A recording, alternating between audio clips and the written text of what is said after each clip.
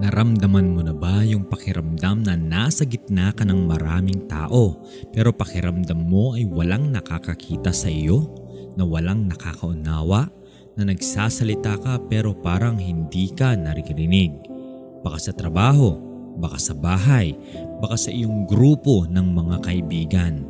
Kung nararamdaman mo iyon, ito ay para sa iyo. Pakinggan natin ang Genesis 16 verse 13. At tinawag niya ang pangalan ng Panginoon na nagsalita sa kanya, "Ikaw ang Diyos na nakakakita sa akin." Ito ay sinabi ng isang babaeng nagngangalang Hagar, isang alipin iniwan sa disyerto.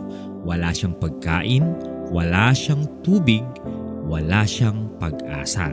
At sa pinakamahirap na sandali ng kanyang buhay, nakita siya ng Diyos at tinawag niya ang Diyos, El Roy, ang Diyos na nakakakita sa akin.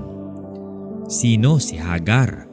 Siya ay alipin ni Sarah, asawa ni Abraham. Nang hindi mabuntis si Sarah, pinagsilbihan niya si Hagar bilang pangalawang asawa ni Abraham. Nabuntis si Hagar.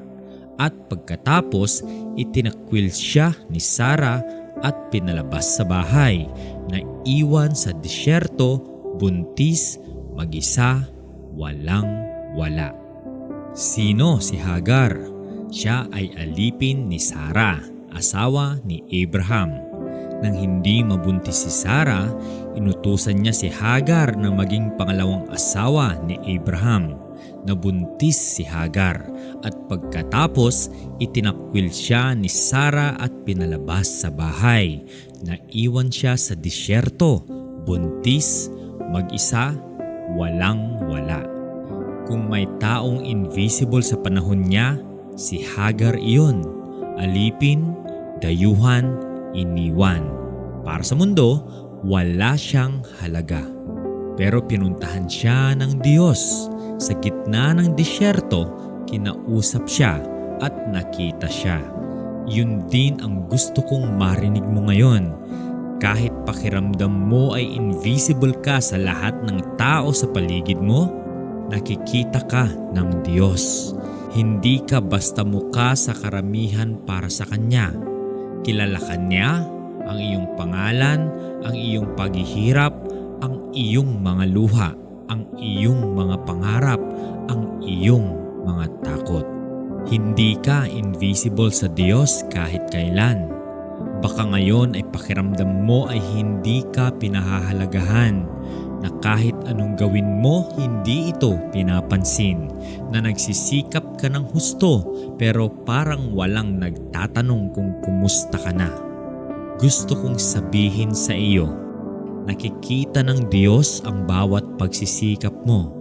Nakikita Niya ang bawat oras na nagtatrabaho ka ng walang pasasalamat mula sa iba. Nakikita Niya ang bawat luha na iniiyak mo ng mag-isa sa gabi. At hindi lang siya nakakakita, nagmamalasakit siya. Tulad ng ginawa Niya kay Hagar, pumupunta siya sa mga taong pakiramdam nila ay walang nagmamalasakit sa kanila.